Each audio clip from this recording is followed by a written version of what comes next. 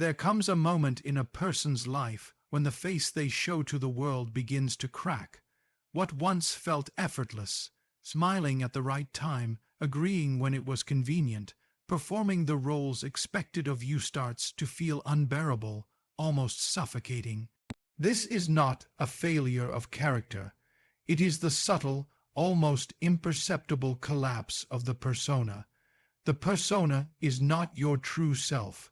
It is the mask you learn to wear, often unconsciously, in response to the demands of society, family, culture, and even survival. It is the identity you stitched together to be accepted, to be safe, to be praised.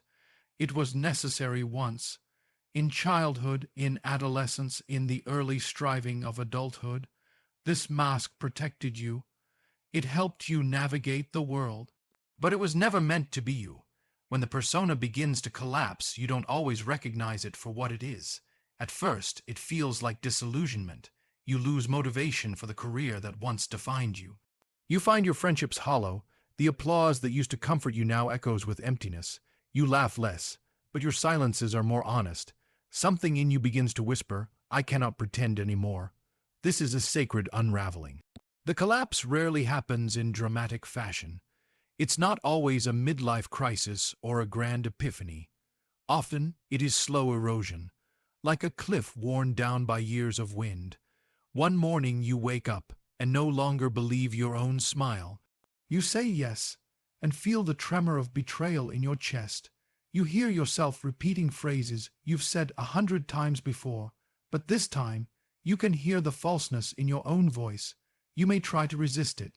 You may try to reinforce the mask, patch the cracks, rehearse the old roles, but the soul is patient and relentless. It will wait. It will wait as long as it takes for the outer image to die, so that the inner truth can live. People around you may be confused, even alarmed. They will say you've changed. They may call it depression, laziness, or rebellion. But what they are witnessing is your emergence. You are not collapsing. The false structure is. And you will be tempted to grieve it, as if something precious is being lost. But what you are mourning is not your essence. You are mourning the illusion of who you thought you had to be. And when this collapse begins, this sacred disintegration, you find yourself standing at the threshold of something you cannot yet name. You are not who you were. You are not yet who you are becoming. But the mask is in pieces. And though you are trembling, you are finally facing the world. After the mask begins to fall, something ancient stirs beneath the surface. It does not announce itself with clarity or elegance. It comes as discomfort, as resistance, as a mirror you do not want to look into. It is the feeling of being haunted by your own reflection. You start to notice that the real conflict is not with the world outside, but with something hidden within. This is the beginning of the confrontation with the shadow. The shadow is not evil. It is not the enemy. It is everything you have pushed away, silenced, or denied within yourself, because it was inconvenient, because it was frightening, because it didn't fit into the narrative of who you were supposed to be. It contains the anger you were told to suppress, the envy you pretend not to feel, the desire that embarrassed you, the pain you numbed, the power you feared, the truth you buried. For years, you thought you had escaped these parts of yourself. But now they come knocking. At night in your dreams, during the stillness of your solitude, in your reactions to others, in your patterns of self-sabotage. What you once believed to be fate or bad luck begins to reveal itself as the return of your rejected self. You may try to fight it. You may call it weakness, immaturity, sin. But the more you resist the shadow, the more power it gains. It does not disappear. It adapts. It wears disguises. It whispers through addiction. It lashes out in relationships. It hides behind spiritual masks and noble intentions. And every time you try to rise, it pulls you back, not out of malice, but because it seeks reconciliation. The shadow does not want to destroy you. It wants to be acknowledged, to be spoken, to be heard. It contains wounds that have never been named, stories that have never been told, and if you are brave enough to face it, not as an adversary, but as a lost part of yourself, you will begin to sense its strange beauty. Within the darkness is a key to your vitality, your depth, your wholeness. But this confrontation is not comfortable. It is not clean. You will find yourself saying things you never imagined, admitting to thoughts that shame you, feeling emotions that unravel you. You will wonder if you're going backwards. You will feel raw, exposed, undone. But what is actually happening is this. The false layers are burning away, and the hidden self is stepping forward, not to destroy you, but to complete you. In the depths of this inner encounter, morality becomes too narrow a language. You begin to understand that growth is not about becoming good. It is about becoming whole. The light you seek is not found by fleeing the dark. It is found by entering it, with eyes open and heart unguarded. And in this sacred descent, something wild begins to awaken. A kind of inner gravity pulls you deeper, not into despair, but into honesty. You begin to see yourself more clearly. You recognize the faces of your inner exiles, and they begin to recognize you not as their judge, but as their long-lost witness. This is not the path of comfort. It is the path of fire, but only in fire can gold be refined, and only in shadow can the soul remember. There comes a moment, quiet but seismic, when applause no longer moves you, when the compliments that once fed you now leave you hungry, when the approval of others, which once felt like oxygen, begins to feel like a cage. This is not bitterness, it is not arrogance, it is the death of external validation, a death more sacred than it appears. You do not notice it at first. For most of your life, the world teaches you to look outward for your sense of worth.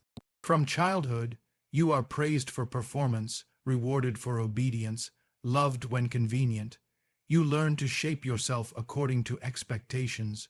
You learn what makes people smile, what earns you acceptance, what gets you love, or at least its imitation. And slowly, often without knowing it, you begin to build a self that is not rooted in truth, but in approval. You wear the clothes that please others. You say the words that gain favor. You pursue goals that were never really yours. You become an actor in your own life, waiting for the audience to rise to their feet. But something inside you remains unsatisfied. Some quiet part of your soul that knows it is not being seen, only performed. And then one day, it stops working. The praise no longer touches your core. The recognition feels empty. The rewards feel meaningless. You achieve what you thought you wanted, and yet a strange grief follows. A quiet voice within asks, if they love me for what I do, who would love me if I stopped? This is the death knell of external validation, not a crash, but a fading, the fading of the illusion that worth can be given to you by others. You begin to feel a strange kind of grief, not because something true has been lost, but because something false is falling away. The scaffolding of your identity is being dismantled. You may panic. You may try to reclaim it, seek more attention, push harder, perform louder. But the soul does not negotiate with illusions. Once it begins to awaken, it demands truth. Not the truth of the crowd, but the truth of the self. You begin to realize how many choices you made just to be liked. How many dreams you chased just to be admired. How many times you said yes when your entire being screamed no. The realization can be devastating, but in this devastation, something else stirs. Something quieter, more enduring. A longing not to be praised, but to be known, not to be envied, but to be real. This is the beginning of sovereignty. When external validation dies, you begin to stand alone. but for the first time, your feet touch the ground.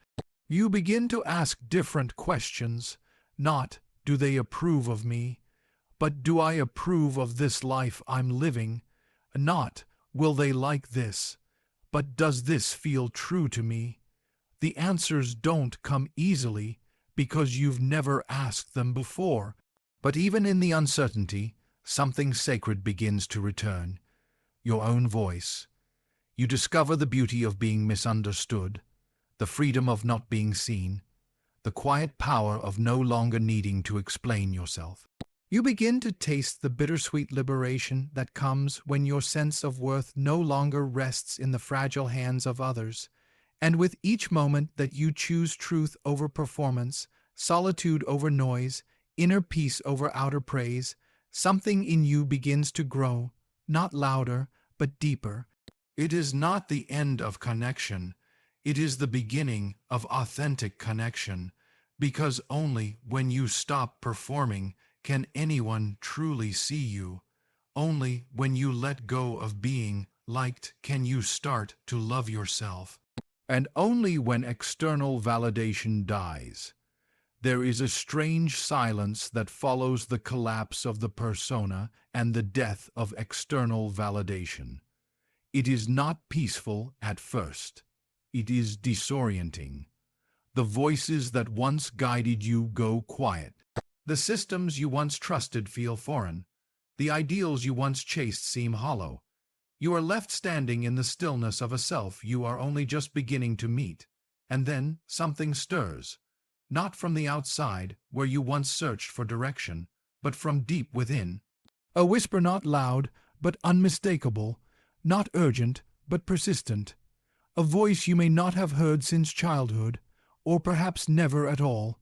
It does not shout for attention. It does not demand obedience. It simply speaks, and somehow you know it is true. This is the emergence of inner authority. Inner authority does not arrive like a king claiming his throne. It arrives like a seed breaking through the soil. It begins not with certainty, but with honesty. With the moment you admit, I don't know who I am anymore, but I know what I am not. It begins when you no longer ask others for permission to be yourself.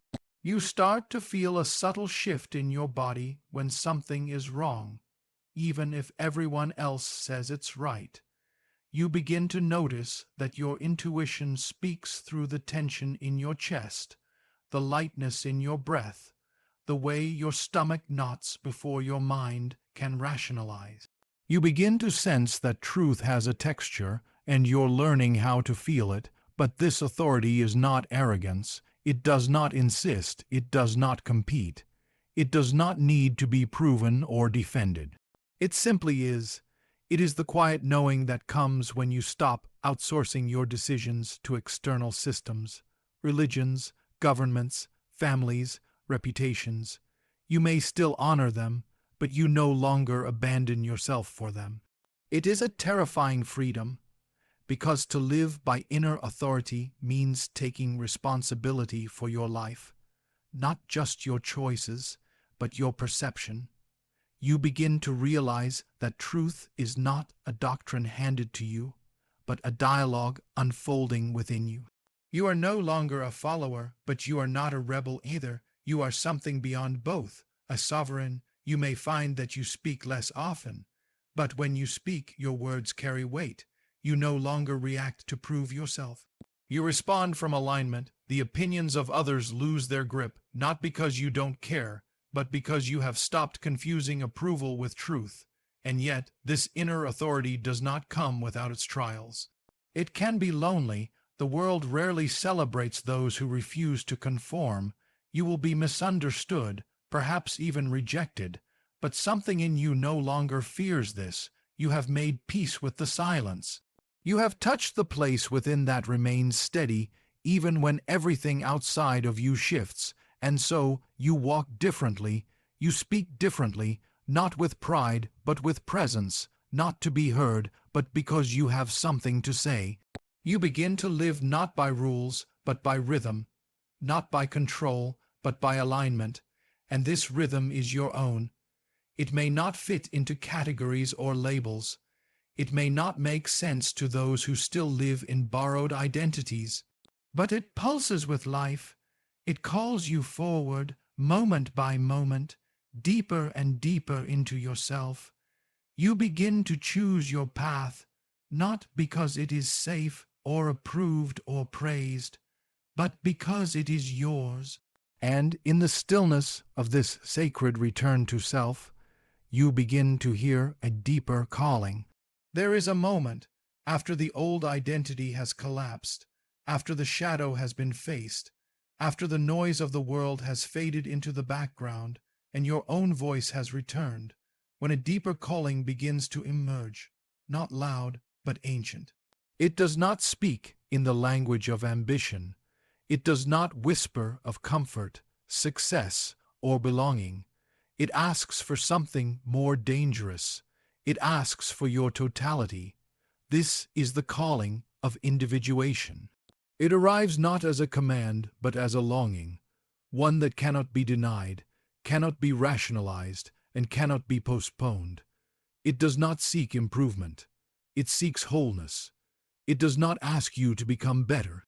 It asks you to become yourself entirely, fearlessly, without the parts you like overshadowing the parts you hide. Individuation is not a goal, it is a path. It is not linear, and it is never complete.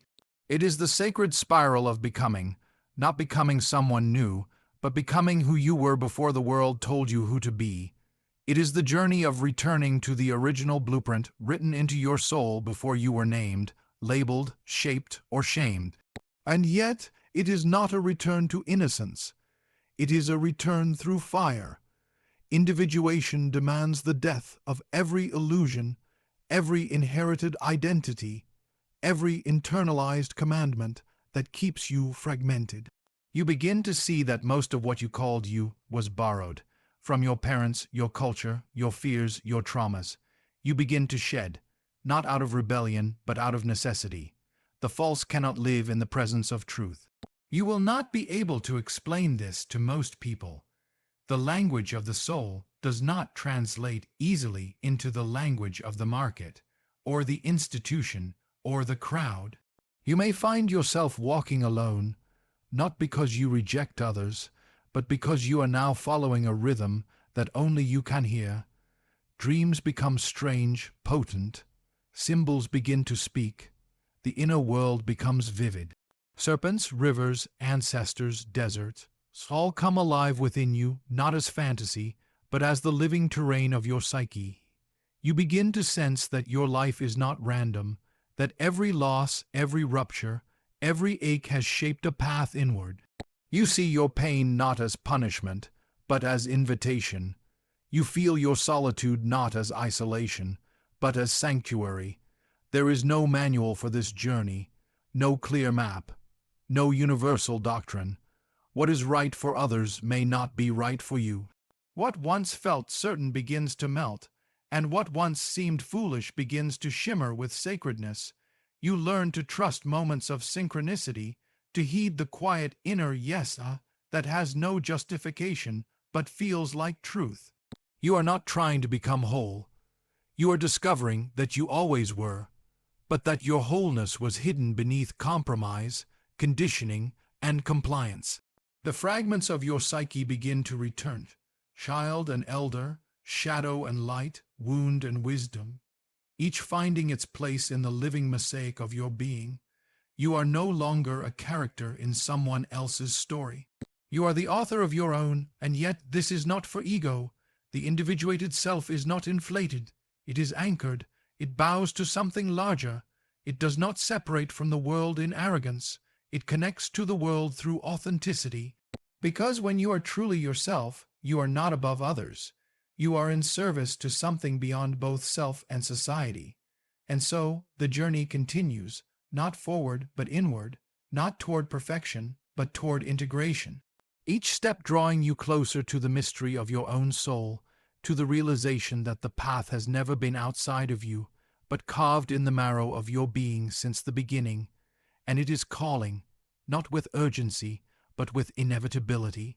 With gravity, with grace, because once individuation begins, you can never return to the half life of conformity